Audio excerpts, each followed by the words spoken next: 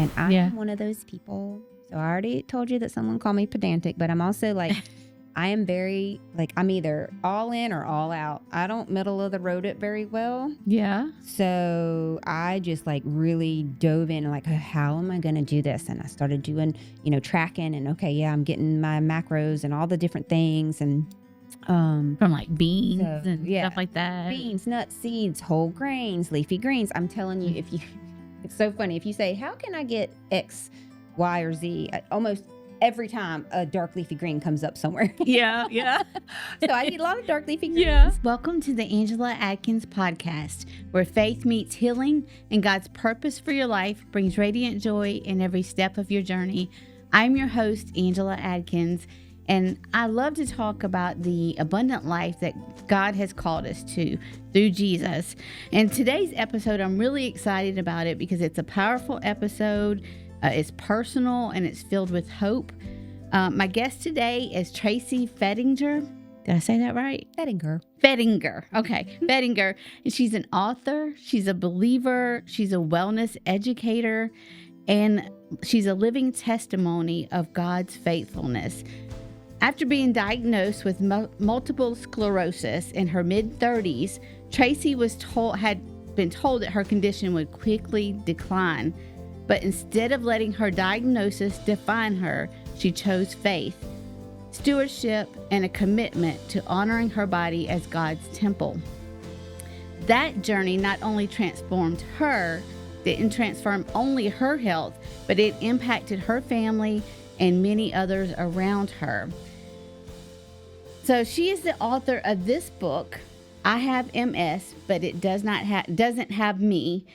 And now she teaches through Veggie Cooking, helping adults, families, and even kids discover that healthy food can be simple, fun, and delicious. And I've read Tracy's book. It's a really good book, and I would recommend getting it because it is very encouraging.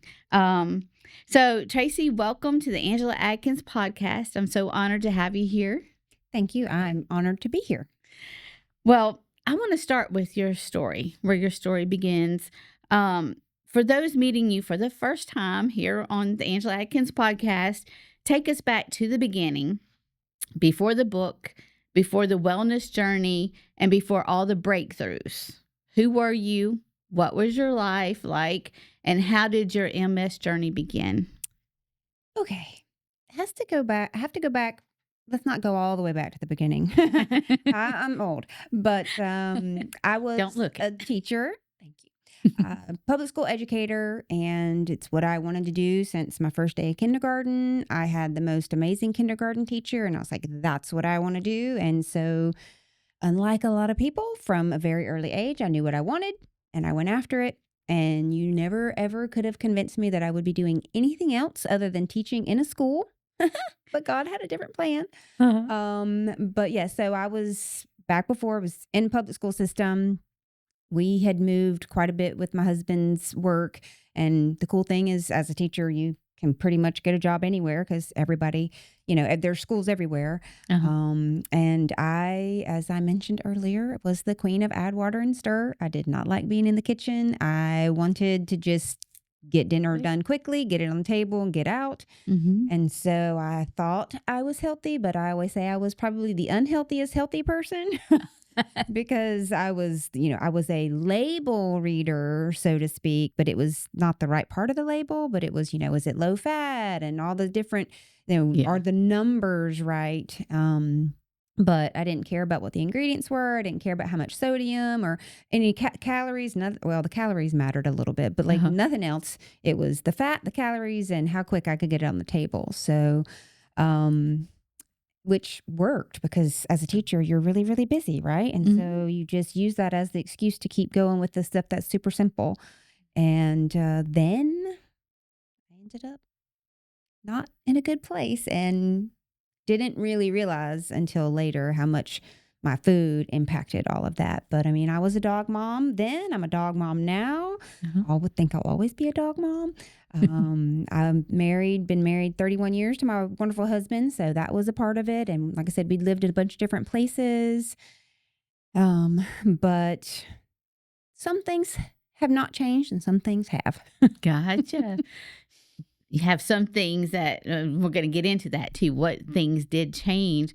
But when you discovered that something was wrong, you were still teaching at the time, right? You just started having different symptoms in your body and had to go through some tests. Went to my doctor, like something's not right. And he just kept saying, because it was just general practitioner, the doctor we all go to first.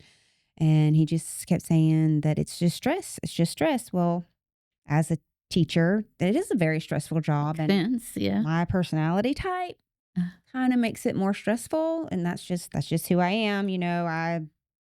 I make it worse, and I know that, but I don't know how to change that about me. But he just kept saying, I can't find anything wrong except stress. And your body's like just breaking down because of the stress that it's under.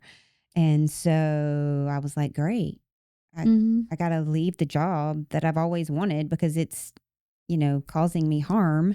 And at first I was just in denial, like, no. But then it just kept going and going. And I realized, okay, so I got to back up a little bit. So I am a girly girl and I like things to match. I like to do my hair. I like to wear makeup. I like to wear cute shoes, all the things. And it really hit me one year when I saw my school picture, because even as a teacher, you get school pictures. Yeah. And I literally did not recognize that person. Wow. I had stopped caring what I looked like, and I didn't even match. I didn't even necessarily do my hair. I mean, I might just throw it up or something. I saw that picture and went, who in the world? Oh my goodness, that's me. And I was like, something is wrong. And the doctor said, again, I can't find anything wrong with you other than stress. So I took a medical leave of absence and left the job that I had loved so much. And then was looking for something else because I had to work. Found a job with an education company in Jacksonville, so I had to start commuting. But then I ended up in the hospital. Didn't know why, didn't know what was going on, but my right big toe started feeling numb and tingly, like the pins and needles, like when it wakes up, but it didn't stop waking up. Yeah. And it just crept up my leg. And I was like, okay, something's weird. And everybody was like, oh, that's sciatica. Well, that's what you would think first. Yes. Yeah. And I went to my chiropractor and he was like, well, you're out of adjustment. Let's do this. Well, then it started in my other leg and it came all the way up to my torso. And that's when I got really, really scared because that then is encroaching on your heart, numb, tingly is not good. Right. And it was constant. And so that's when I ended up in the hospital because my chiropractor said, if you can't get in to see a neurologist, you need to go to the emergency room. And so I did. And that was the beginning of what I call a blessing, which is really odd. But that was the beginning of my diagnosis. And the way that it all happened, I wouldn't say I have PTSD, but it is a little trying to talk about it and bringing up those emotions. Oh, yeah. And that was the next thing I want to talk about is the emotional impact, because when you first receive a diagnosis, and then with you, especially the MS diagnosis, what was going through your heart and mind? Because I know that was emotional. And did you ever battle with fear, discouragement, disappointment, or question God, why is this happening? Oh, definitely a lot of fear. And I mean, it is in my book, so I don't want to give too much away. Right. But basically so doctor after doctor after doctor after doctor come in and ask questions, and they just leave shaking their head and scratching their head going, I don't know what's wrong. So that was frustrating. But then finally one of the doctors said, okay, I think you have MS. And the thing about MS is there's not a test. They don't test and say you have MS. What they do, and this is why they kept coming in and asking all the questions, is you have to say, okay, if you have A, B, and C, then it could be all these things. So we have to rule out all these other diagnoses. And so then if you have these symptoms and these things going on in your body and you don't have any of those other things, then they say, okay, multiple sclerosis. And multiple sclerosis just means many scars. Okay. So it's scarring on your brain and spinal cord. And which I didn't know that at the time. Right. But the only thing I did know at the time was the only person that I ever knew that had MS, the day after he found out, he quit his job. And so I went, oh, I can't work anymore. Like, what is going on? Like, right. So luckily I had a mom in the medical profession. She's a medical transcriptionist. So she wasn't a doctor, but she got to hear all this stuff and transcribe, and she has all the books. And so, she was a big help, and she's a woman of faith as well. But a lot of it was, yes, very scared. I'm in my 30s. My life can't be over. Like, what? Like what? And I can't just stop living, which I didn't. But that's what you're in the midst of it. You're just like, wait, what? Yeah. And I had a lot of scary procedures. Yeah. And luckily, like I said, I had a great support with family and everything. But there was a lot of fear at first. So my mom was in the medical field, but one of my sisters was going to school to be a nurse. So I had her too. And she started doing all her research papers, and she would send me different things. And but I've never been one of those why me God kind of people. I mean, no judgment on people who do, but like, I know he has a plan. And I think that's one of the verses that really helped me I always get the address on Jeremiah 29, 11. Yes. For I know the plans I have for you, declares the Lord, plans for welfare and not for evil, to give you a future and a hope. And I like to read it so I don't misquote it. And so I was just like, okay. Yeah. I've trusted him, with so many other things. I'll trust him with this. But I mean, there was still fear. But I mean, is there really faith without fear? Like, if you're not afraid of anything, you don't have faith to overcome it. Yeah. So, but there was a lot of prayer and a lot of, deep diving, learning. I mean, Google became my best friend. Yeah. Oh, yeah. I understand that. And then back to my mom, because like, okay, this is what I read, but like, you tell me like the medical stuff, like make sure I understand it, kind of thing. Right. But yeah, it was, being in a small town was really, it was probably good, but it was difficult because, more people knew. Yeah. And you don't have as many resources and things, and like so, but there was a lot of fear, but also a lot of faith and a lot of just trust, and just kind of have to go with it. And at first okay, the doctor said this, and I have been told that I'm very pedantic. The person who told me might not have meant it as a compliment, but I took it as a compliment. So the doctor says this, so that's what I'm going to do. But then I started learning more, and really, I do not hate doctors. I think they are wonderful. I think that we need them, but I also think you need to be your own advocate. You need to, really look into things and look at all your options, because I feel like doctors have like this narrow window sometimes. And based on their schooling or their experience. Again, not knocking doctors. I love doctors. We need doctors. And one thing I say about them, they're practitioners too. They're still practicing their medicine and everything else. And they're trained for like pharmaceutical and the treatments, the invasive treatments to help you heal. So not knocking that either, but at the same time, there are other ways, which we'll get into as well, that is God designed as also. But without them, I could not have had a diagnosis. Exactly. And that helps you know what to do. Yeah. Like, yes, there was a lot of fear, but also there was a weight lifted. Okay, I finally know what's going on in my body, or I can find out, because I didn't really know. But like, now I can dig in and find out okay, there is a reason. It wasn't just stress, but the things that stress was causing. So yes. And then from that point now, what do I do to help my body to heal? And also standing in faith in the meantime. So, and that's what I want to get to, like faith in the storm.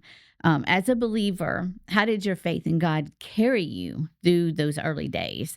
Were there specific scriptures, prayers, and you just read the one, Jeremiah 29:11. Were there any other scriptures or prayers or moments with God that became anchors for you through this?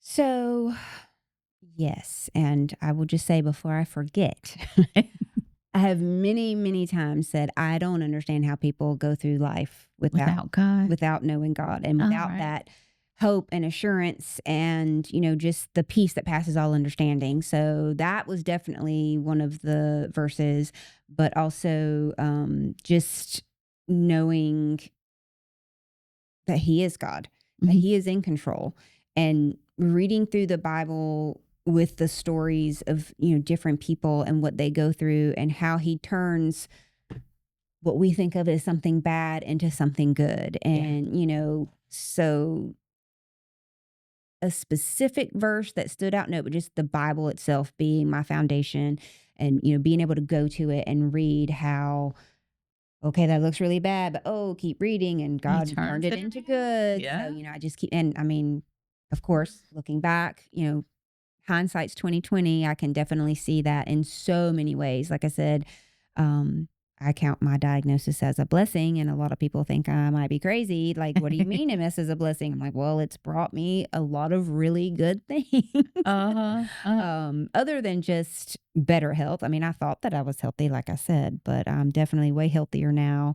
But one of the things that I sort of clung to through this transition was 3 John 1:2. Beloved, I pray that all may go well with you and that you may be in good health as it goes well with your soul. Like that was like, okay, that's my life verse now. Like I pray for good health for me, but also for you and everyone. So. Yeah, exactly. And that's the prayer, that we prosper and be in good health. Exactly. Even as our soul prospers. And I like the way the version that you read was really good, very clear. One of the things when I went through my crash, one of the Bible verses that we held on to was Romans 8:28, where he said, because God brought that verse to Dad on the side of the road the night of the crash. And it was Romans 8:28 says, all things work together for the good to those that love the Lord and are called according to his purpose. So Dad felt like God was telling him, even though it's dark right now and looks bad, I'm going to turn it around for good. And then he has over the years, like between the books that I've written and then I've speak, for MAD and stuff like that. So you see God working. And I think also about Jacob, where he said to his brothers, he said, oh no, it wasn't Jacob, it was Joseph, right? That said, what you meant for harm, told his brothers, what you meant for harm, God meant for good. So God knew ahead of time what was going to happen, and he paved the road for Joseph to get there and to make a difference, for the Israelites, to save them through the famine. So it's things like that reminds us and that God's using you now through what you've been through. So that's how you can count it as a blessing, how he's using you. And, people say sometimes, why do bad things happen to good people, right? Well, first of all, are people really good? That's a whole nother debate. Where we have all sinned. Right. But, the other thing that has sort of just, I guess it wasn't always there, but after a while is, why do we go through tough things? Because people of faith need to go through them so that we can help other people, bring them to Christ or help them along in their journey as disciples or, whatever. And so, again, bad things, that's a perspective. Right. But God never said, follow me and your life is going to be rainbows and lollipops. The word says you will have trials, you will struggle. But I mean, I love the rest of that verse. He says that in this world you will have trouble, but take heart. Basically, if I'm thinking of the right verse, but this is another verse if it's not the same one, but he says, take heart because I have overcome the world. So Christ in us, when we go through the troubles, we're going to overcome because we have Christ in us. And think about if we never went through hardship again, like how does that grow our faith? How does that help us help others?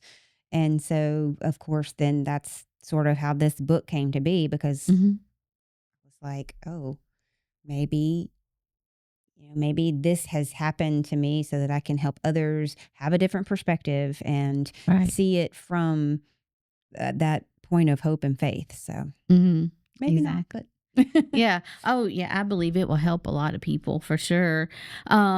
I like in your book, you talk about this, is the temple revelation. It's like, and I know this, there's the verses in the Bible says that our bodies are a temple of the Holy Spirit.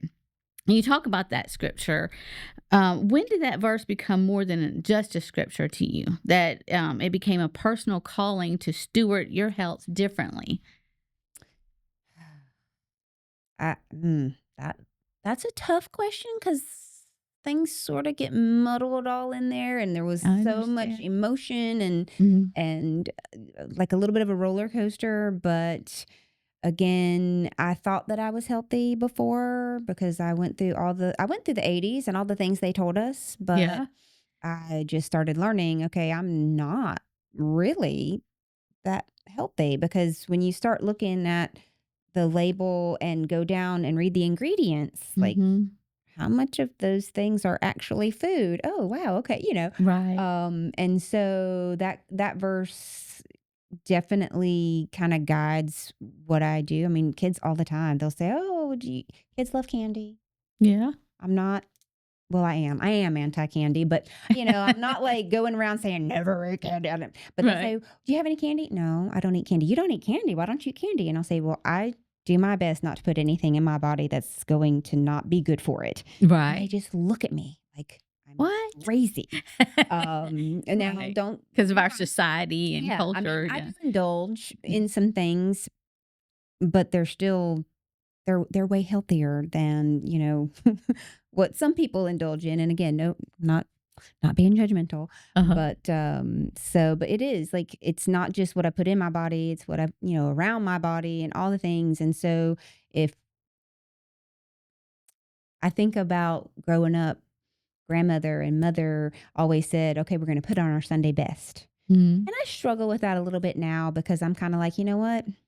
God doesn't care what you wear. Uh-huh. Like, come to church and be a part of his family. He doesn't care what you wear. So there are times that I will be at church in jeans.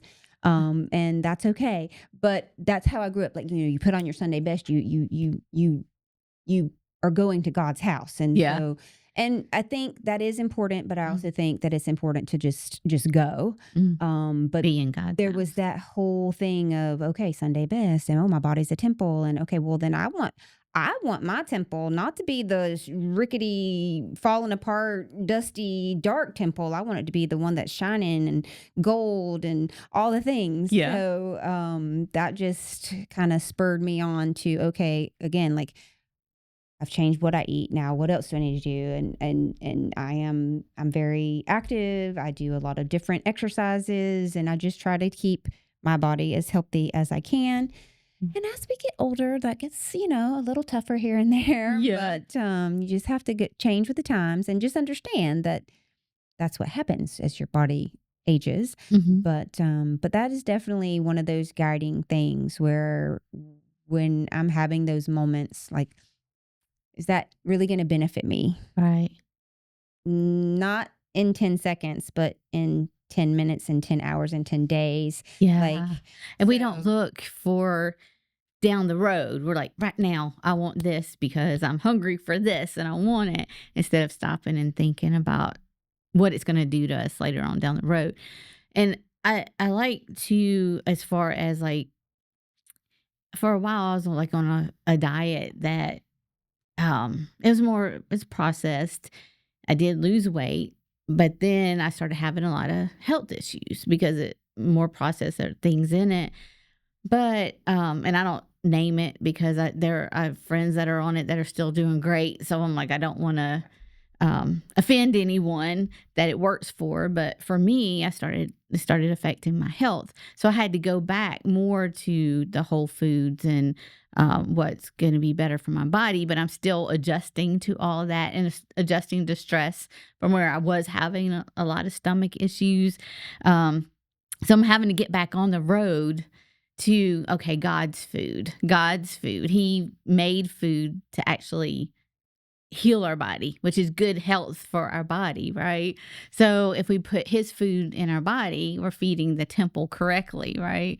And then if we take care of the temple of God, then we can serve him better and do the things that he's calling us to do because we feel better working for him because our body feels better, So that's another. But I love the analogy that you gave on, oh, I want my temple to be gold, and it's like if we could think about that, just focus that way, maybe we'll keep making the better choices, Right. and not thinking about, like you said, just the 10 minutes right now. Think about later on down the road. Yeah. So that's a good reminder. Yeah, so I can't exactly remember where I heard it. I can't give credit, but some of you were saying you were doing one thing and you're not going to name it, and I totally agree. Don't name it. Yeah. But every body is different, right? Yeah. So that's why there are lots of different things out there. But why something might work for one but not the other or something. Right. And so one of the other verses that really kind of helped in my transition is Genesis 1:29. Yeah. It says, and God said, behold, I have given you every plant yielding seed that is on the face of the earth, and every tree with seed in its fruit, you shall have them for food. Mm-hmm. So I went to a seminar and they mentioned this verse and talking about how God gave us plants. Yeah. And we didn't really eat meat until the flood because there were no more plants. Having the flood, Yeah. And that's when it's like, okay, you can eat meat. Yes. And so I just look at that and go, okay, if that was the original, cool. And so then this is what I was alluding to earlier. I heard someone get very sciencey, but it broke down this way. And I just have always clung to this. So every day our body is made up of cells, and every day cells die and new cells are built, right? Yeah. Like I still have skin, but when I do this, cells fall off. Yeah. And I need more. And so what we eat fuels our body, and it gives our body building blocks. So we can either give our body status quo or even inferior building blocks, and that's what they build the new cells with, or we can give them superior building blocks, and that's what they build the cells with. And so through some nutrition research and through what I feel like was divine intervention, I was like, oh, okay, so let me focus on plants. And it's just amazing what plants can do in your body. Yeah. So that's my path and my journey, is I went not just whole foods, but whole foods plant-based. And I mean, I met with a lot of contention, a lot of negativity, a lot of misinformation, and people that just didn't know, because again, how were we raised? It's a meat, a vegetable, and a carb, like that's a meal. So I had to relearn how to cook. I had to relearn how to put a meal together, all the things. So it was definitely, like my book says, it's a journey, because I didn't just overnight. Right. It takes time to adjust even your taste buds, because at first you're not craving the stuff that you're used to eating. So you got to get used to, okay, now I got to change to this. And at first it might not taste as good. And well, I have a little trick, or not trick, but a little story about that too. So your taste buds actually fully replace themselves. Speaking of dead cells, and every 2 weeks, your taste buds are fully replaced. Now that does not give mean, yourself 2 weeks. Well, I was going to say, that does not mean in 2 weeks your tastes change, but your tastes definitely do, because I've got a story about that too. So I like things that I used to not like, but I also don't like things that I used to like. Used to be super big on seafood, and someone was just raving about, oh my goodness, this is so amazing, you've got to try it. I'm like, no, I don't really want to try it. I don't really eat meat. Oh no, it's so good, you've got to try it. So I know that the dish was good. It wasn't spoiled or anything like that. And so I was just like, I can't. Okay, let me try a bite. And I took a bite, and I literally, I didn't, but I wanted to just spit it out, because it did not even taste good to me anymore. And I was just like, wow. Like, I was not expecting that at all. Like, I assumed that if I liked it in the past, that I would still like it. And so it does make it a lot easier to resist things. Oh, yeah. when you do that. But so it was pretty amazing. And you can't tell me oh, that dish was just bad because the person was raving about it. So it's interesting how our bodies are, like you said, it adjusts. They're self-healing. And I know people, when they hear that at first, they're like, oh my goodness, that's some kind of voodoo, hoodoo stuff. But no, they are, because when I cut my thumb, that cut's not still there. Right. I have a scar. So there's evidence of it, but technically our bodies are self-healing. It closed back up. Right. And unlike a lizard, if you cut my arm off, I'm probably not going to regrow an arm. Right. So they're not regenerative, but they are self-healing. The only thing I've heard that is the liver. You can cut part of the liver off and it would regrow or whatever. And that's where, if you get your liver clean, that's really good for your body and stuff. So,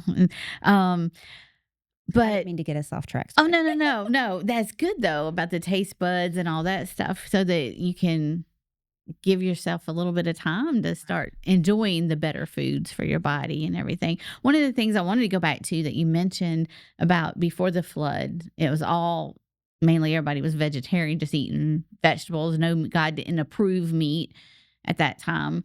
And then after the flood, he did. Prior to the flood, though, people were living a lot longer. And then after the flood, it went to no more than 120 years by that point. And then was it 70, 80? But we can go back to, if we're taking care of our bodies, that we could live longer, because if we're eating the foods that God created for us to eat anyway, that's very healing for our body. Yeah. And I think there's not a miracle thing out there that's going to let us live forever, because I don't know. Nobody really wants to live forever, but not on this earth. I'll be forever with him heaven. In heaven. But but I've had people say, like, that I've run into, haven't seen him in a while. What are you doing? Like, you look younger than when I saw you 10 years ago. And I'm like, I don't. Well, I changed my diet. Like, I don't know anything else that I'm not putting on some magic salve or anything like that. But I mean, it definitely, you're eating clean. Yes. Yeah. And people have said it to my husband as well. So, I definitely still have my sparkles. I like my sparkles. I've earned those. But it definitely, I mean, I can look at pictures too and be like, oh yeah, wow. So it definitely helps in some anti-aging properties. Yeah. Not going to get too sciencey on that part, but it definitely, because again, my body is able to make superior cells as it's continuing to replenish. But you said it's every day that we're making new cells, or every so many days, so our body can heal when we're giving it the right stuff then. And I don't think I've looked at prior pictures of you, but I can see that you look very healthy. Your face looks just a glow to it. So that's a testament to eating healthy. Yeah, and that makes me think of Daniel's story, which I know a lot of people have done the Daniel fast, but they don't necessarily go back and read the story in the Bible. Yeah. But he was like, let my men just eat like beans and vegetables and see what happens. And they were all like amazing, they were healthier than the others.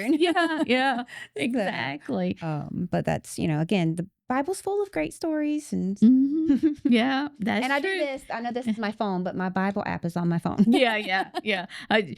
Nowadays, a lot of us, we just take our phone to church because our Bible app is on there. Yep. So, as far as turning point, what was the first practical changes God led you to make in your food, your movement? You talk about stress and toxic products or daily habits. And what was the hardest to surrender to? So I would say that food was probably my first thing. Because I learned how much of an impact it could really have. Yeah. And that was hard. I grew up on the standard American diet. Yeah. I mean, I love my mom, but I mean, she's not the only one, but all the moms did it. Like, so it's not like she did something wild and crazy. Just feeding the babies. Exactly. And, so that was first and foremost. And I wish I would have taken a picture of my pantry, because my pantry looks so different now. The pantry staples are quite different. My refrigerator looks very different, but I knew it was going to be hard because, number one, I didn't know. I had read some research that some people had started managing their MS specifically through diet and lifestyle changes. So I was like, okay. Some of the lifestyle, like the being active and things like that, I was already doing. Not necessarily the same things, but we'll get to that. But the food I knew was going to be a big hurdle because I didn't know. If I did know enough about nutrition that if I just continued to eat the plants that I already ate, it wouldn't have been enough. There wasn't enough variety. There wasn't enough of all the macros and all that. So like I knew it couldn't just be like, okay, ditch everything that's not a plant and just eat what you're eating. Like I had to figure out like, how do I make it a full meal? How do I make sure I get all my nutrients? And so I got an app and I was tracking it for a while. But I basically said, okay, I'm going to start with one meal a day. And I gave myself 6 months. In 6 months, I should be able to transition one meal a day, and I'll start with breakfast because I knew that would be the easiest, right? Yeah. Okay. So back then, it was literally just plants. Like that's all I was focused on. So a bowl of cereal and that weird stuff that people drink called almond milk. That's what I knew, right? Like I can do that. Like, okay, breakfast is done. Check. Again, not really thinking about like the processing and all that. Just simply like, okay, there's no meat in there. There's no dairy. Okay, we're good. And so then that was too easy. So I was like, okay, I got to do a little bit more. So I decided that, okay, I'm going to do one full day a week, like breakfast, lunch, and dinner. One day. Yeah. I can do one day. Just vegetarian. Yeah. Yes. And like looking at my pantry and all the things, like, I mean, I still had to eat that stuff that I had bought. And there was this piece of me that was like, you can't just donate that. What are you going to be like, here, this isn't good enough for me to eat. You eat it. Like, but also I was starting from ground zero. It's like I had to, okay, I'm still going to eat some of this stuff because I have to live. I have to have nutrients. And so, but I started one day a week and then 2 days a week. And the more I did it, the better I felt. So I ended up doing it much faster. And I am one of those people. So I already told you that someone called me pedantic, but I'm also like, I am very, like, I'm either all in or all out. I don't middle of the road it very well. Yeah. So I just like really dove in and like, how am I going to do this? And I started doing, tracking and okay, yeah, I'm getting my macros and all the different things. And from like beans and stuff like that. Beans, nuts, seeds, whole grains, leafy greens. I'm telling you, it's so funny. If you say, how can I get X, Y, or Z? Almost every time a dark leafy green comes up somewhere. Yeah. So I eat a lot of dark leafy greens. Yeah. But yeah, there was a way to get all the nutrients and feel satisfied. Like I was not hungry all the time. People, oh, you just eat salad? No. I eat way more than salad. But I also think I know people that eat like a bird, like very small portions. And I can't, I still struggle with my weight, all the different, like all the struggles, but like I'm eating like big bowls of lots of stuff, but like the stuff that I'm eating now is nutrient dense, but it's not calorie dense. And so I help keep the weight off. Right. And I need a lot of nutrients because I'm very high energy because I deal with children. So, I can eat maybe a bigger bowl than someone else because I am also very high energy and very active. But that was probably the hardest thing. And I mentioned in my book, and people say this all the time, I could never give up blank. Most of the time, that blank is cheese. Yeah. And so cheese has this thing called casomorphine, which is the addictive property of cheese. Right. And so that was hard, but the whole time, the whole reason that I was doing this, I had a really big and important why. And I think with any major change, you have to know your why and really believe in it. And if you have a why that is worth it, then you're going to do it. So again, not judgmental, but sometimes it's, I need to fit in the dress for the wedding. Well, that wedding not going to last. Is like, maybe 2-3 hours of a day. Yeah. It's not a big enough why, so again, they might lose the weight for the wedding and then after the wedding, right.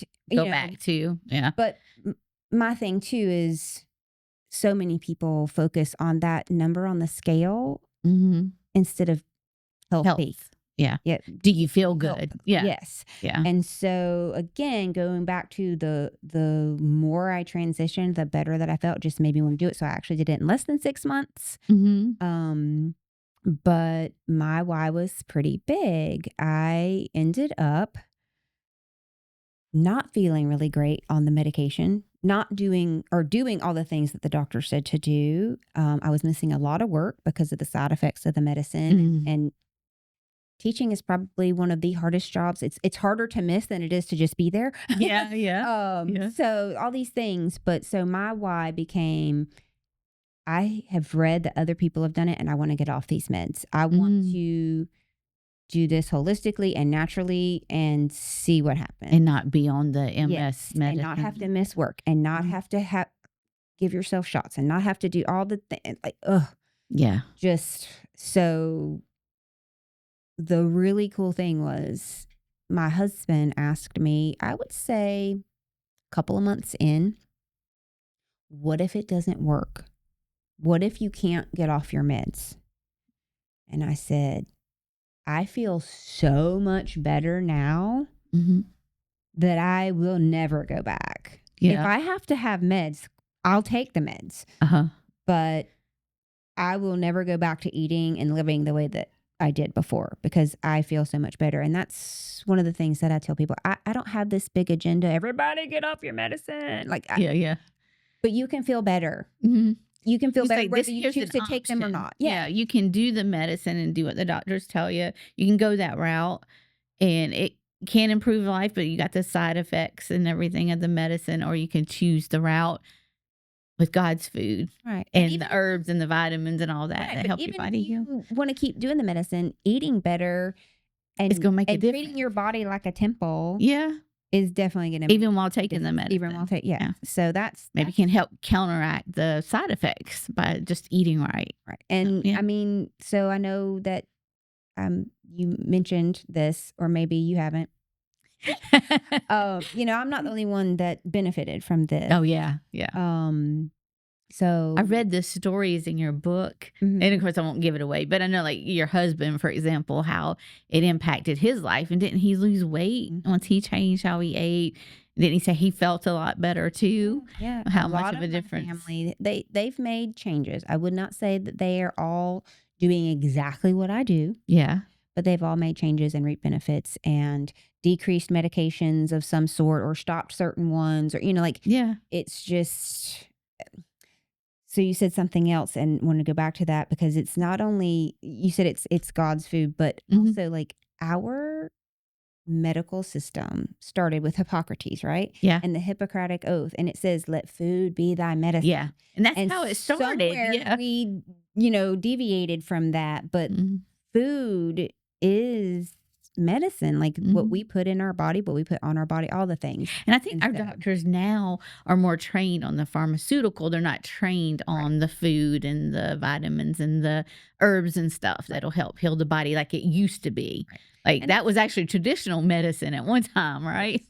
For thousands of years. And then people were, that hooey. I'm like, no, this is that was original. Yeah, this is new. Tylenol is new in the scope of things. Right, exactly. But yeah, so it is interesting hearing people's take on it. But I mean, as you said, like I'm living proof, and maybe not everybody's going to do what I do, and that's okay. But if I can just get the word out that, like I said, that there's hope, that there's a way to feel better if you're not feeling better, if you're not feeling good, because I mean, I'm not ashamed to say it, but I'm 50 years old and I feel great. And I mean, I still run around with the kids and I still do yoga. I jog. Like all the things that I never would have very active. Because that's the other thing that I had for you is that your exercise plan seems to not be overwhelming for you, that it works perfect for you. So that's one of the other things a lot of times we're going through things, stress causes it too, where it's like, I don't even have the energy to exercise.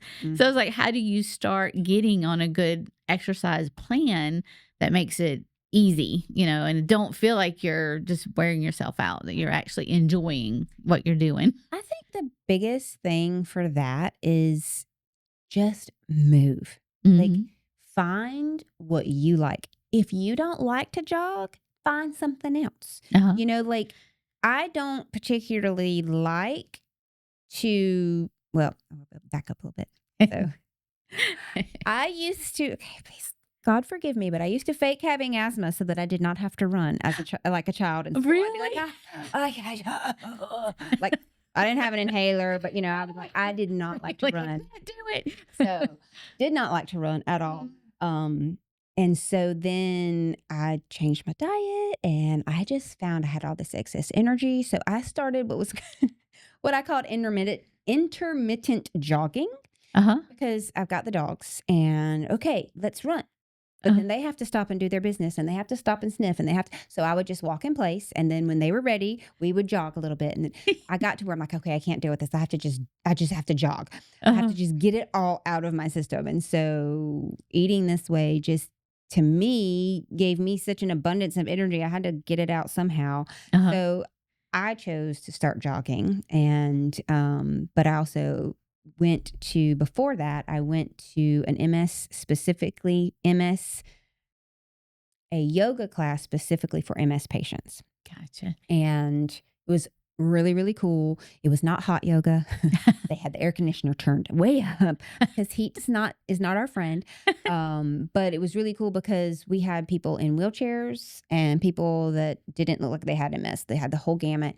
And they would go through and say, okay, so this is the pose. Now, this is how you're going to adjust it depending on your level, which was really cool because it was down in Jacksonville.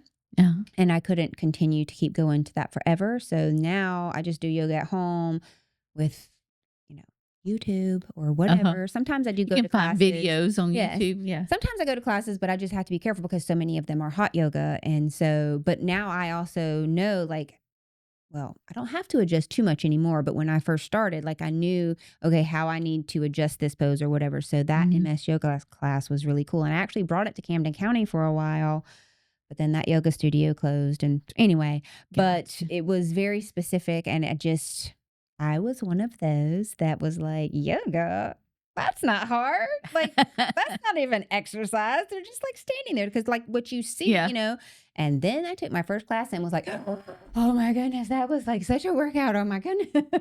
Just the way that you stretch. Yes. And it's so much more work than what you think when you just see someone doing it. Yeah. Well, especially if you see a yoga instructor doing it because they're really good. Yeah. But that really helped me. I had a lot of balance issues that really helped with that. And so I continue to do that, but also just the stretching part and the whole, when you're feeling a little bit achy or whatever, I cannot say enough about what yoga has done for me. So I do it. I do it 6 days a week. I take 1 day off.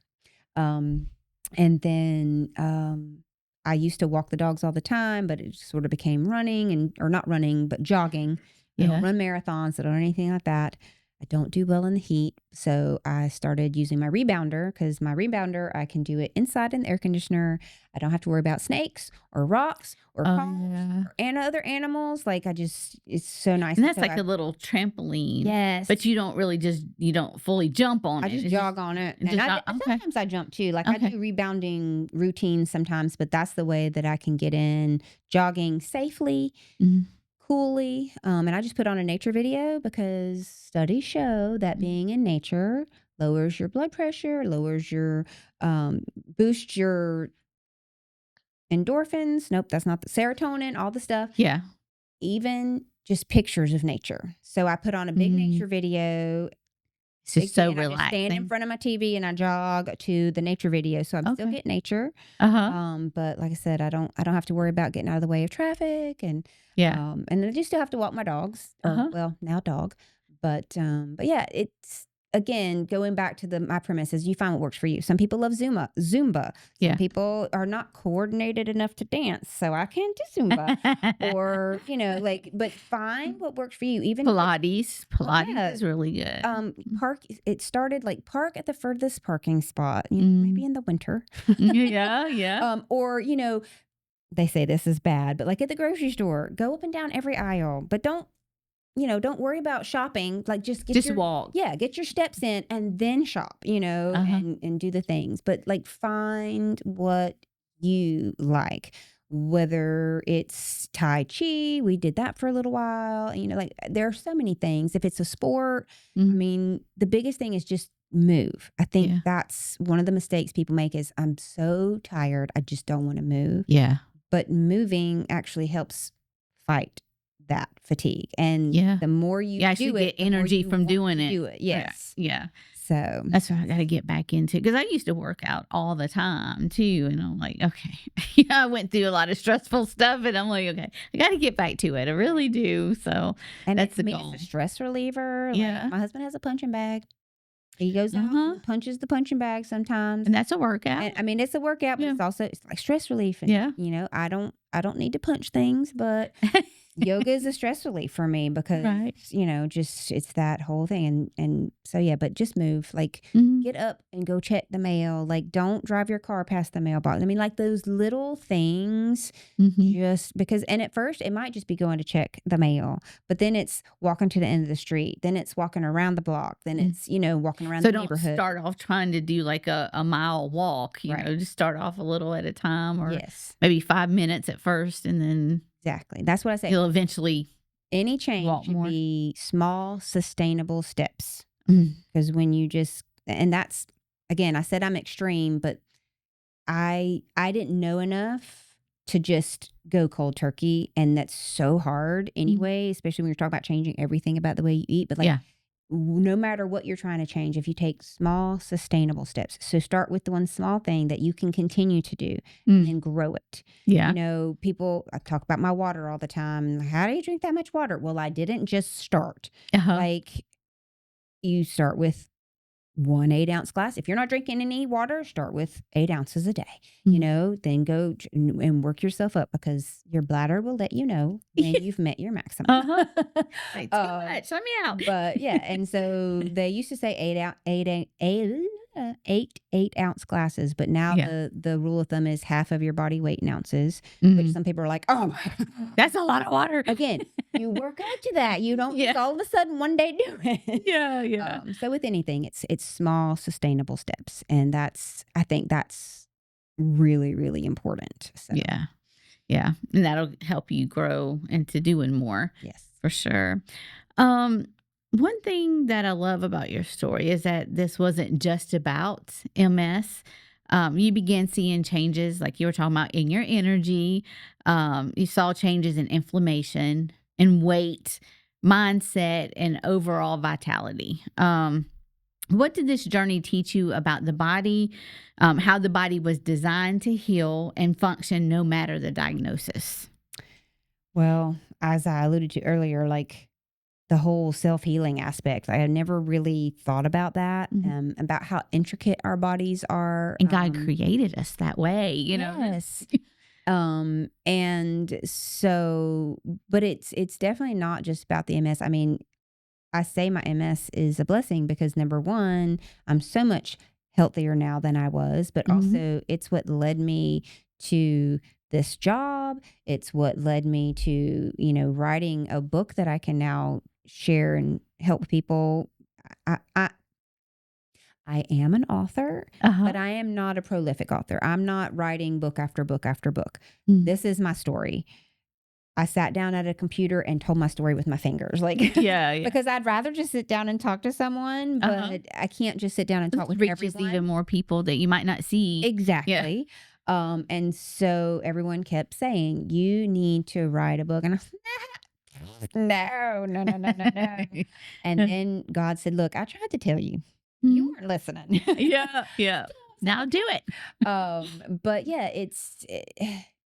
I, again, thought that I'd always be a teacher in a school system. And now, although I am still teaching, it's in a totally different aspect, totally different format. And I would have never been able to, I would have never thought that I would have done that. And so MS has done that. It's, brought me closer together with family because, when you go through something traumatic, you get the support of your family. And then it's just, it's like a little thing, but it's a big thing. Yeah. When I go to family gatherings, I don't have to bring my own food. They're cooking like you. Yeah, now sometimes they're like, okay, that's got such and such in it, and but everything else. But I don't know. I feel like it's brought us closer together, which is kind of weird, but it's the truth. Just because we have to be there to support one another, Mhm. and I mean, being in the hospital was very scary. It was the first time I'd ever Yeah. been in the ambulance and all the things. But the fact that they didn't just go, crazy lady, Right. whatever, like they're, They kept checking. yeah, Mhm. and because they saw what it was doing for me, then, like I said, they have also made changes, Oh, and you mean as far as your experienced. family didn't say crazy lady? Yes, 'Cause yes. yeah, yeah. And so, they've all gotten to experience different benefits from different things, and like I said, none of them are as extreme as I am, but they've seen how, "Oh, okay, yeah, this is important, and this is very impactful." So, it's Mhm. been it's been interesting, and now to be able to not just teach, but share a second passion, because like I Mhm. said, I was not someone who enjoyed being in the kitchen, Yeah. and now I am. So I still get to teach, but I get to teach something that, okay, yes, is reading, writing, and arithmetic important? Absolutely. Uh-huh. Yes. But I feel like this, when I can teach them at a very young age, like this is why a pepper is healthy, this is why a potato is healthy, or, whatever it is, because we do nutrition Yeah. education in each class too. That's Um, awesome. it it just, I don't know, I just feel like there's more of a legacy, I guess. Uh-huh. And that might not be totally accurate. Maybe it's just the way that I feel, but Uh-huh. like that I'm impacting more than just their ability to read or their ability to write or whatever, but like their lifelong choices and possibly their health is just, I don't know, it's a blessing that I get to be able to do this. And so Right. I love it. So, like you went from testimony to teaching and making a difference for the kids. And you do that through what your company or your program that you have, you call it Veggie Cooking classes, right? So you teach not just adults, you teach kids how to cook vegetables and how the vegetable is healthy for them. You know, in our society today, um, everybody is set on, oh, you got to have protein, you got to have protein, you got to have protein. And we're thinking of it in terms of the meat. But really, there's protein in vegetables. And God had created vegetables to have the nutrients that we need, Yes. such as protein. So, do you teach the kid, like, can they get enough protein in vegetables? And what all do you teach them So in class? it's funny because you said it's sort of backwards from the way that I usually say it. So I do Uh, teach kids, but I mm, also teach adults because mm, most of what I do is child based. uh-huh. We do the after school cooking clubs and summer camps, but I do teach adults as well. And but yeah, our biggest thing is our slogan is learn to cook, love your veggies, Uh-huh. because that's the thing that most kids, and I have found most adults, need help learning to love. Mhm. They do one of three things. They either overcook it or underseason it, or they try it once and they're like, but they just didn't try it the right way. Right. But the cool thing about with classes with the kids is there's a curiosity because they make the dish and they see it go from ingredients to finished dish. Yeah. And we put out there, like, the expectation is that you try one bite. After that, whatever, like one Yeah. bite. So it's not a mom trying to make sure they're getting all their nutrients and clean your plate. This, you've got to eat all the Yeah. it's Just try it. exposure, Yeah. and and they have to try things multiple times sometimes, because again, our taste buds, like, at first they're like, that's different, we don't like it. Yeah. But Yeah. as they can get used to it, or it's funny because most of the time I tell them after one bite, you can say, may I please have some more? You can say no, thank you, or you can offer a suggestion. A lot of times they're not really ready for that suggestion part. So I kind of have to guide that a little bit. Mm-hmm.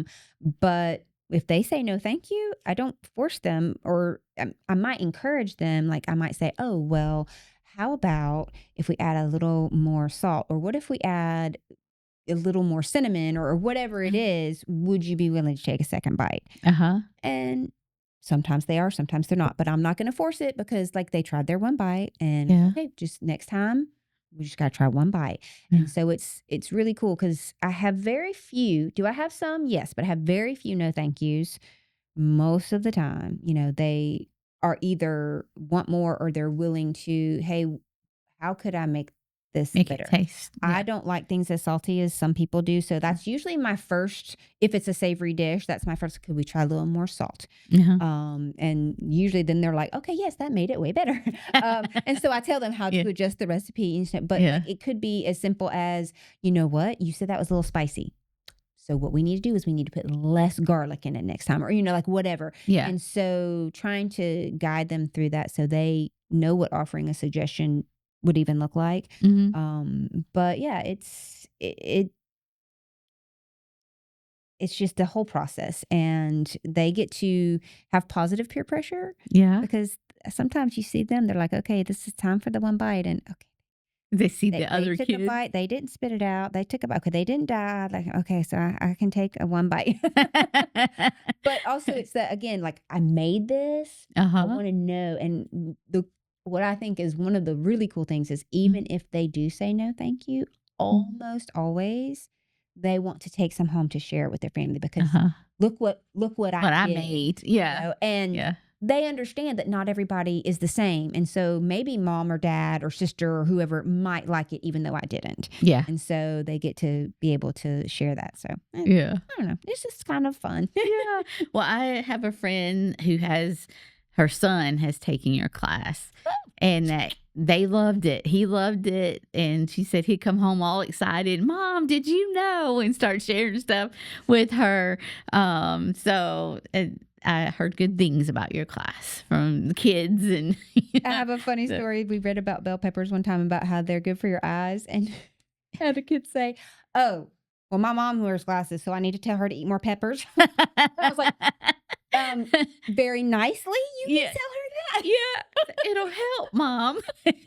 But yeah, they come up with some doozies sometimes. That's funny. Sometimes you don't know what kids are going to say, right? Yeah, never a dull moment with them. For sure. Yeah, that is awesome though, and I know for my friend that her son is in there.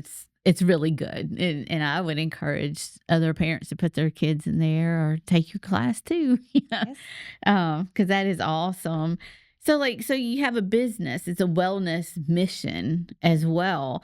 So God took your personal struggle and he turned it into a mission, a business, a ministry that helps other people's lives. So you just shared some. Do you have any other moments or memories that you'd want to share from? Well, I have some really great coming back to the book, I have people who will say, like, I bought it for so-and-so who just got diagnosed and they really found it helpful. And that's when I do a book signing or whatever, one of the things that I always write is, I hope that you learn something helpful from this book, because that is why I wrote it, was to help people. Yeah.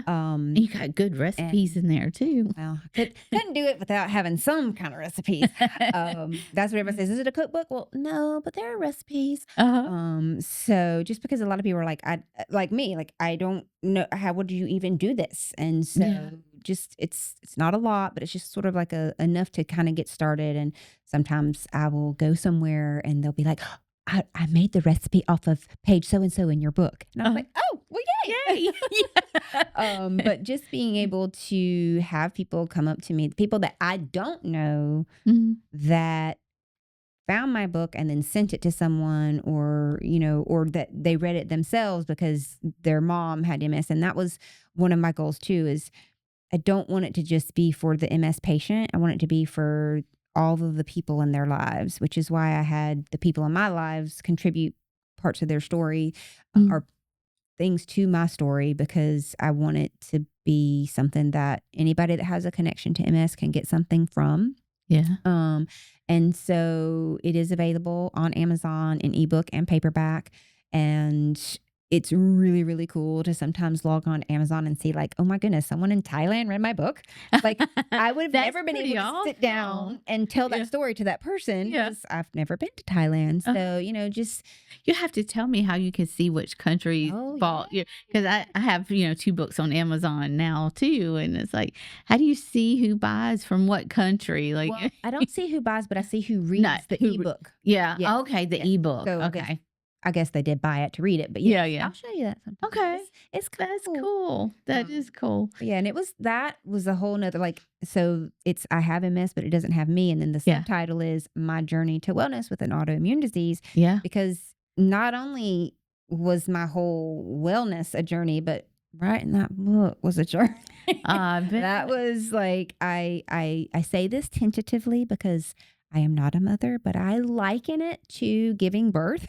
I had to really grow I myself understand. and go through a lot of pain to get that out. I I understand. don't really know what that's like, so Yeah. but that's what I call it. I'm like, that's my But baby. through the process of writing the book, yeah, I can understand that because I grew from my first book and learned a lot to getting my first book done. So, I mean, I'm sure writing fiction is very similar, but knowing like that is my personal story and wanting it to be absolutely perfect and have everything that I could possibly think, and how many revisions I went through, and I forgot to add this, and like, I got to make sure that's in there, and where does it go, and how does it fit, and like, it just because I want someone to be able to, I want anybody that reads it to be able to glean something from it. And so, and for it to pull them in, that they do glean from it, because that's how I did with Miracle Road and A Father's Fire. Is like I want them to feel, like I had to help on my first one. A friend of mine helped me write it. Jessica Erico helped me write Miracle Road, and she taught me that how to do the show not tell, so that they feel like they're drawn into your story and feel like they can picture it as they're reading it. So I learned how to do that with her and use that in my second book as well, because I feel like that's where they also glean, and I could do that too reading your book. I felt like I was just really pulled into it, and it's a really good book. So I would encourage people to get it, and it's encouraging. It's like, oh, food can help me heal from just about anything. It makes a difference. Yes, sure. And I did struggle with putting an autoimmune on there because, like you said, it doesn't have to be an autoimmune disease. Food is medicine, period. Right. But I think the biggest compliment that I've ever received, which, by the way, thank you, but someone came up to me and said, so I said they came up to me. They don't just like know me and come up to me on the street, but my husband and I put on a music festival every year, and all the proceeds go to the MS Foundation. So it's all about MS. People will come up to me at that sometimes because I always have a booth.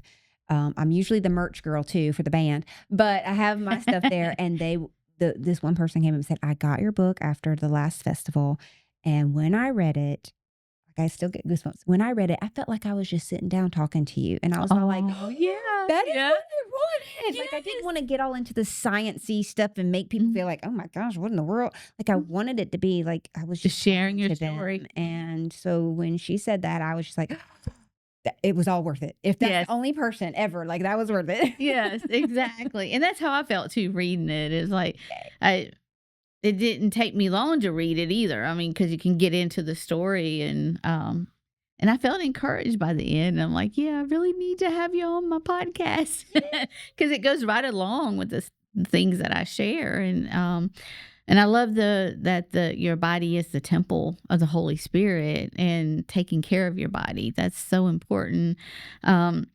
And I'm having to get there after my stomach got messed up. So I'm healing now. It's like, okay, you got to get back focused on everything that I need to eat right. And I am getting there. One small sustainable step at a time. Yeah, right? Exactly. Makes a big difference. And like for you, talking about autoimmune disease, but I'm sure you're one of the healthiest MS people out there because of how you're eating, and you're not doing the medicine, but you're eating healthy, and your body, you can just see it all over you, how much of a difference is made for you. So absolutely. I think that's really good. So that's a hope and a call to action for people, if they're having something going on, for someone listening right now, like right now we're pre-recording, but whenever it plays, whenever someone watches it, maybe they're battling MS or an autoimmune disease or any other health issue, inflammation, fatigue, diabetes, heart condition, or heart disease, or whatever, or they simply just feel stuck. They're stuck in their rut, their weight problems or whatever. What would you say to them from both your faith and your experience?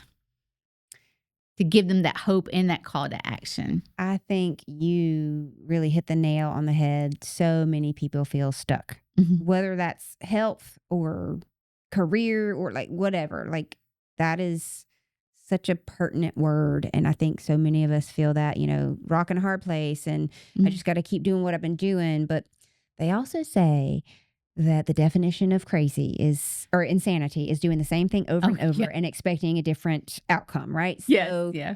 But sometimes we just don't know how to take that step. We don't know what the options are. And, the number one thing I can say to anybody is know God and talk to him. Yeah. Every day. Yeah. He'll guide you. He does. And I have had some experiences. Again, some of these things people might think she's a little bit out there, but like, I don't think we always hear God audibly. And I think some people may never hear God audibly, but I've actually heard him what I felt was audibly several times. Yeah. And it could just be so overwhelmingly loud in my brain that it sounds audible. I don't know, but like he guides me in different ways. But we need him. And he is a good father. And I think knowing God and having faith in God is so important to our paradigm and our perspective. Because perspective and mindset, mindset is everything. Yeah. And just like the verse we were saying earlier about how God takes what we consider bad and turns it into good. Like if you don't ever have that mindset, like how do you ever get through anything? I don't comprehend how people can do it without him. But other than that's like the big thing. But then the next thing is, as I said, one small sustainable step. What can you do to change your trajectory? Not a 180, if it's just 1 degree. Yeah. And I have a friend at church who wears a shirt that says 1% better every day. And so I'm a mathematical person because like 1% better every day is not 365% better because 1% of 1% is a very, very, very small percent. So 1%, but it's still that much better. And that's what I think of is it's not this big, huge leap. It's Start small. little things.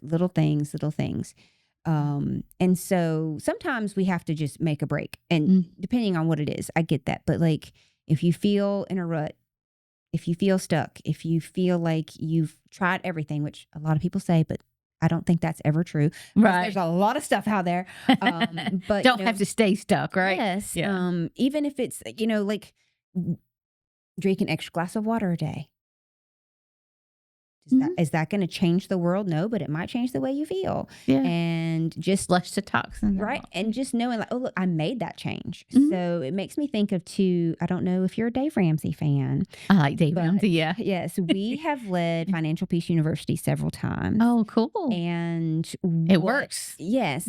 But the biggest takeaway I think from that is sort of like goes against sort of how we normally think of things is the debt snowball. Yeah. He says you take the smallest debt and pay that off first.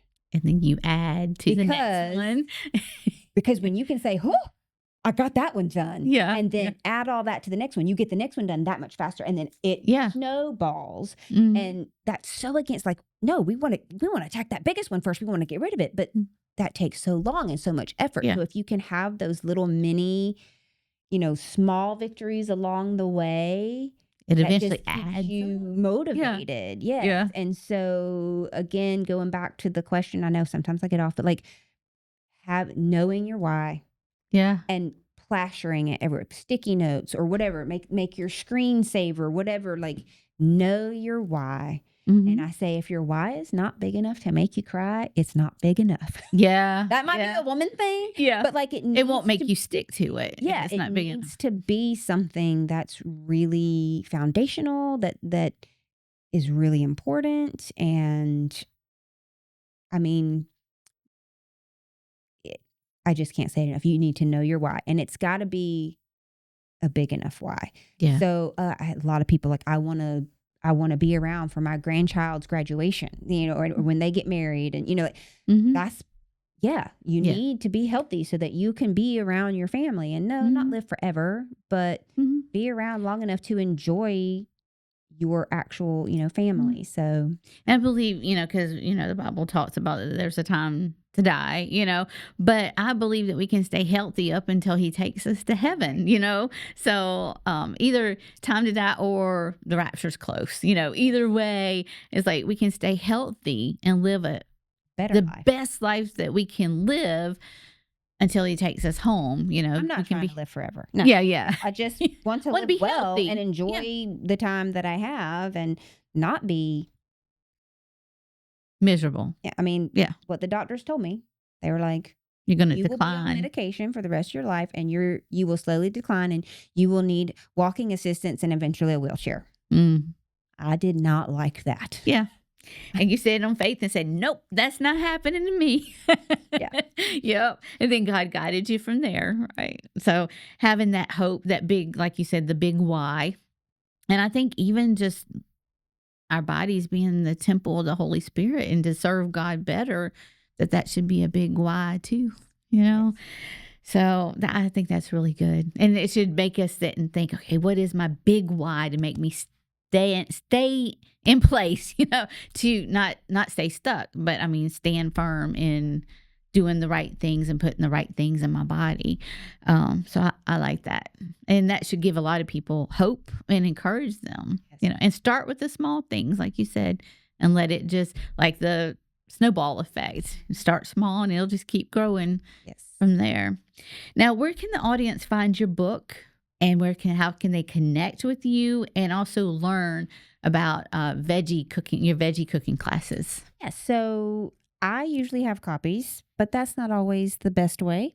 So it is available on Amazon in ebook and paperback. And then from me, that's pretty much it.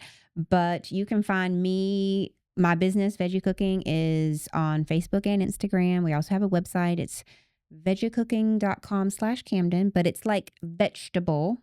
So you take vegetable, take off table, and put on cooking. That's so the easiest way to say it. So VEGE cooking.com/Camden. Okay. And that's all my classes, all the things. A little bit about my story is on there.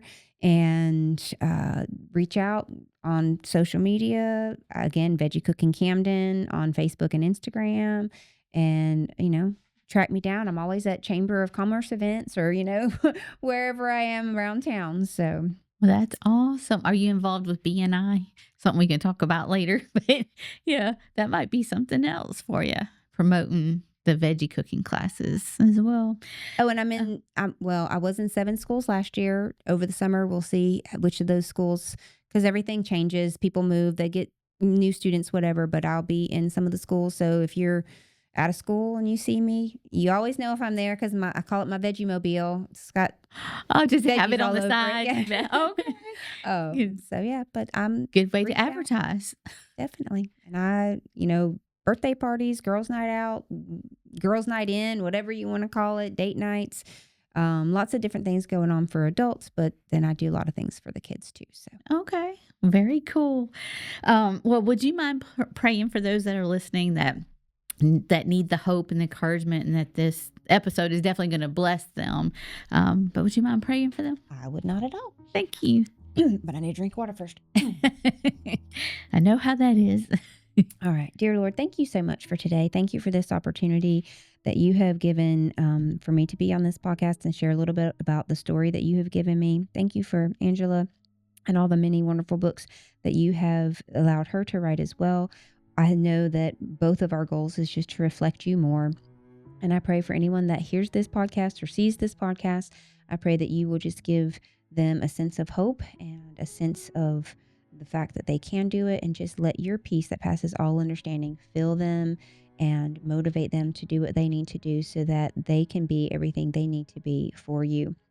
Because I know that's my prayer as well. I want there to be more of you and less of me, and I want my life to reflect you, and bring you glory and honor in all that I do.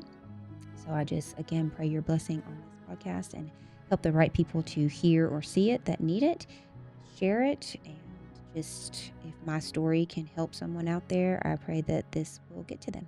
In All right. Amen. Amen. Thank you so much, Tracy, for being here, for sharing your heart, your faith, and also your incredible journey with us today. And I'd love to have you back sometime, for sure. Thank you for allowing me to share, because like I said, this is my favorite way to do it. Yeah. That's just the backup. Yeah.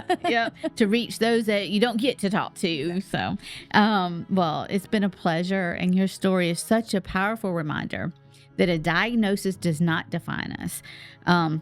And that with God, we honor God and we steward our bodies that He's given us, that transformation is possible, because you're a living testimony of that.